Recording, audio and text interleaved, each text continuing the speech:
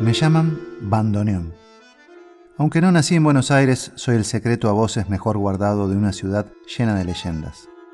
Me dejo manejar a veces, pero nunca domar. Domar jamás. Eso es para otros instrumentos. Yo debo hacerme uno con mi feligrés.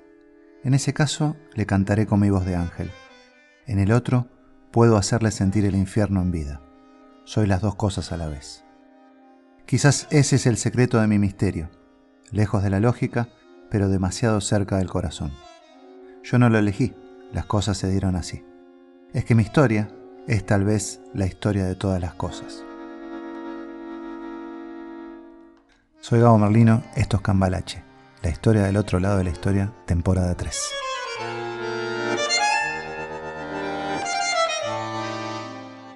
Suscríbete, dale me gusta y todo eso. El bandoneón no es solo un instrumento musical. El bandoneón es un milagro. Su familia de instrumentos, las lengüetas libres, llegó a Occidente en el siglo XVIII después de haber deambulado miles de años en China sin que nadie de este lado se enterara. Por obra de las discontinuidades de la historia, o sea, las invenciones o costumbres que aparecen y desaparecen, este sistema de construcción de instrumentos musicales recién llegó a Occidente hace poco menos de 300 años, de mano de los viajeros que iban a estudiar la cultura oriental en la época de los descubrimientos. Paralelamente, en 1780, en San Petersburgo, Rusia, se realizó un concurso científico para probar ciertas teorías sobre el sonido enunciadas por uno de los más grandes matemáticos de la historia, el alemán Euler. A uno de los participantes, otro alemán, Christian Krassenstein, se le ocurrió armar un pequeño órgano de 5 notas con el sistema de lengüetas libres chino que había conocido en Rusia. Su fin no era hacer un instrumento musical, era probar una teoría científica y ganar el concurso. ¿Y ganó o perdió? No lo sé, amigo.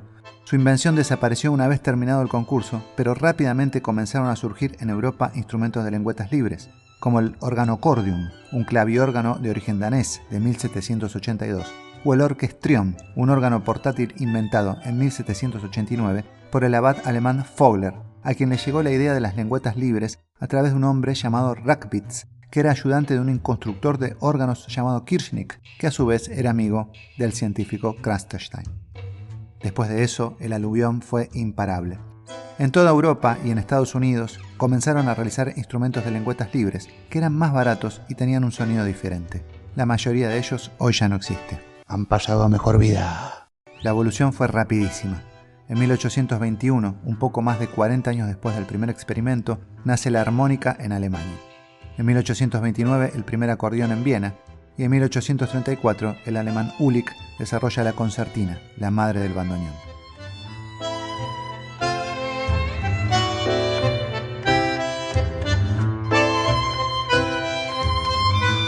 Justamente estos tres instrumentos terminarían de darle forma desde principios de 1900 a los géneros musicales de un continente entero, el americano, y también serían importantes en Europa. El experimento de 1780, un siglo y medio después, había contribuido enormemente a cambiar el planeta, generando, desde el vacío, las joyas más preciadas del hombre: lenguaje, cultura e identidad.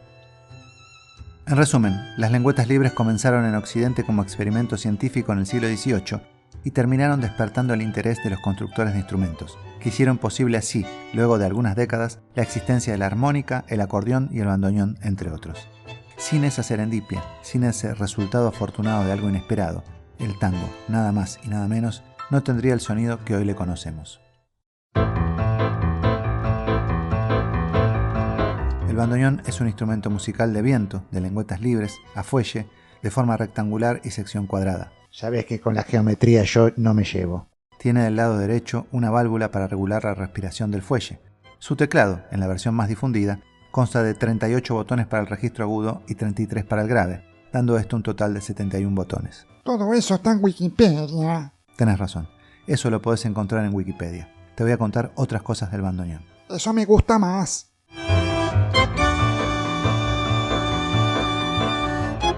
La concertina es la mamá del bandoneón. Es que en la década de 1820, los germanoparlantes le agregan a esta mecánica china de lengüetas libres el sistema de fuelle, posiblemente inspirados en el órgano de tubos, originado por el inventor griego alejandrino Ctesibio 3 siglos antes de Cristo, pero perfeccionado en Oriente, en la zona turca, 7 siglos después, y muy usado por los alemanes en los siglos siguientes para sus órganos de iglesia. Nos quiere marear para confundirnos. Siempre hace lo mismo este zurdete, Rodolfo.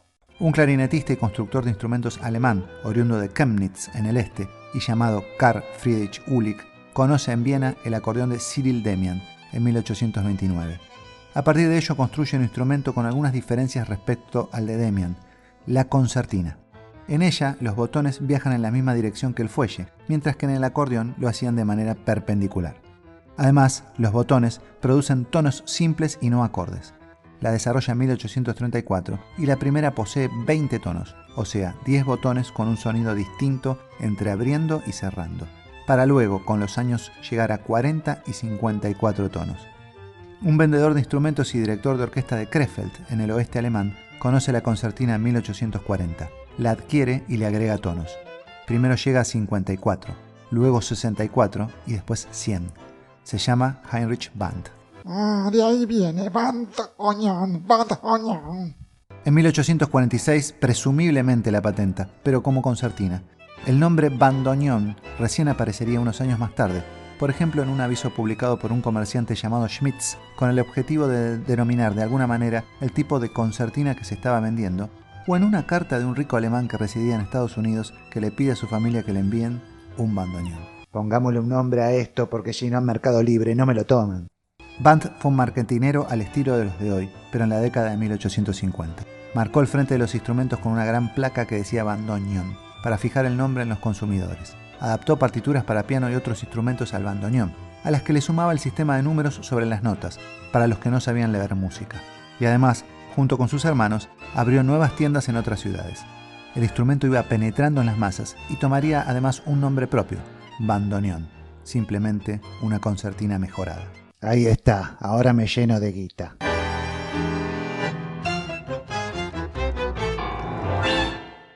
Paralelamente, un alemán de Karlsfeld, llamado Karl Friedrich Zimmermann, desarrolló, a partir de conocer la concertina de Uhlig, una concertina de 102 tonos, la Karlsfeld Concertina. El hombre tenía una fábrica de instrumentos y en 1864 decide venderla e irse a probar suerte a Estados Unidos, donde se queda hasta su muerte. ¿A quién se la vende? Nada menos que a Ernst Louis Arnold, el primero de la dinastía de los Arnold, quienes a través de las distintas generaciones terminarían construyendo los mejores bandoneones de la historia, AA y Premier. Sin embargo, estos tanques los realizarían los hijos de Ernst Arnold, Paul y Alfred, cuando abren su propia fábrica en 1911. Antes, los bandoneones que se construían se llamaban Ela y tenían menos tonos. También llegarían otras marcas, como los Germania de la fábrica Hohner, que se abrió tiempo después y se especializaba en armónicas, o los Meinl & Herold.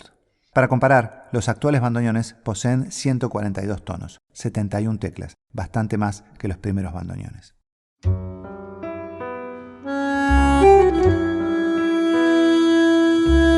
¿La historia es causal o es producto del azar?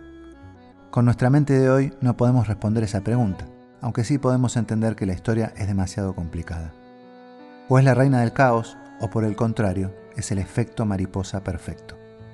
Sí, ese proverbio chino que dice que el leve aleteo de las alas de una mariposa se puede sentir al otro lado del mundo y desequilibrar el tiempo. En ese caso imagínense, una mariposa que agita sus alas en Alejandría, Egipto, hace más de 2000 años, cuando Tesibio inventa el fuelle, o simplemente otra manera de respirar.